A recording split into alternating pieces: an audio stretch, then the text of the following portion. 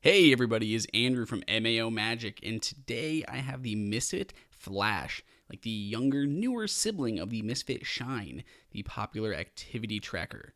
So this one, again, is another activity tracker, but is on the cheaper end. So this runs for $49.99 compared to the Shine, which retails at around $100.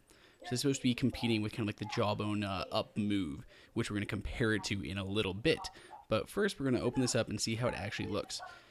So the first thing I noticed, you get two bands compared to like the up move, which comes with one clip, and you have to buy the band separately if you'd like it. So this comes with a band and a clip, and then the actual flash itself.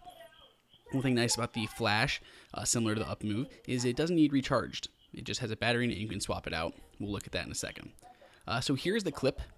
First thing you'll notice, it is cheap, like really flimsy, tiny, thin, cheap plastic. Uber cheap. The same thing with the strap. It is also very cheap. You can see where the material is separated. You have a rubber band, a cheap rubber band, and then the same chintzy, cheap plastic material for the actual, I don't know what this is called, the face of the actual watch.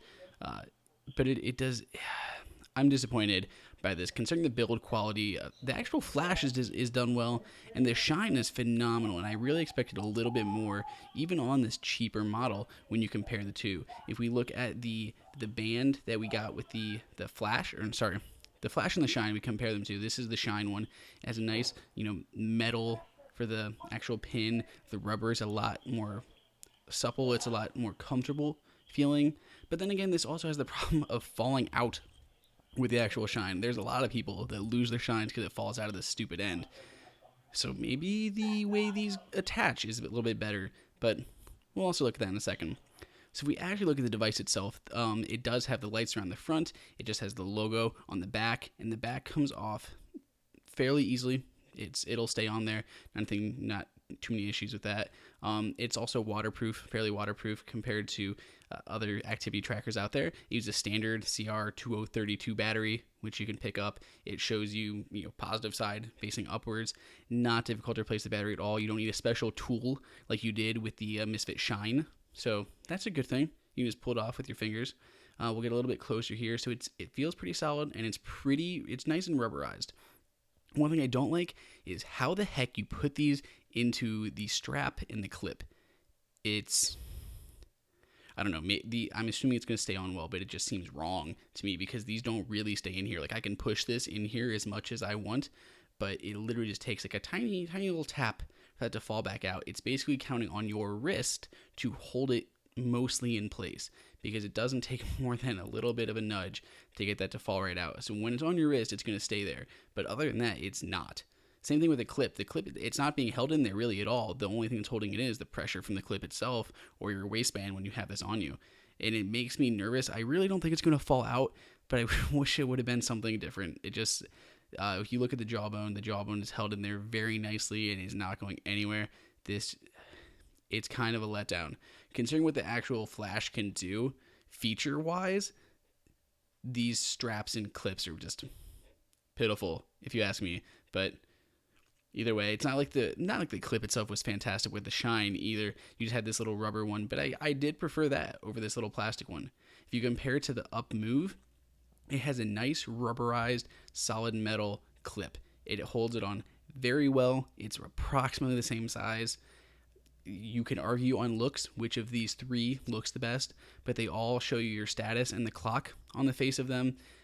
Comparable clips. I think the up move has by far the best clip out of the three of them. It's a little bit bigger if you look at just the devices themselves. So here they all are out of their cases. The up move is the lightest and kind of cheapest feeling by itself, but it seems to hold up the best in its case. It is the best, in my opinion at least. Obviously, build quality for the devices themselves, the Shine is by far the best. Second place will probably be the Flash, followed by the Up. The Up just feels kind of light and plasticky compared to the others, but I think it has the most features as well. So here we have the Up Flash. Here we have not the Up Flash, the Misfit Flash, the Misfit Shine, in its kind of default watch band that they sell with it, but they obviously sell fancier ones for the Flash. They actually have like leather and metal bands, which I did not show here. Then you have we have a couple up bands just to kind of see the comparison for style wise, where you kind of fall in line, whether you like, the Move, the Flash, the Shine, the up 24s, the up 2, up 3, Fitbits, I don't know. It's all your preference, I guess. Now, when I was doing this, they actually released a new update to the Misfit app, nice 2.0 release. So we're going to kind of go over the view of that real quickly. It's not hard to add the Flash. It's just hitting add. So we're not going to go into that, but I just did want to show off the new UI, these gorgeous backgrounds, your activity here, like it's pulling in dinner and lunch, all my food from MyFitnessPal. You can add your activities, lots of presets. It can start to try to pick these up automatically, like auto activity tracking. It has not been reliable for me, however, so I felt it best to manually put a lot of those things in.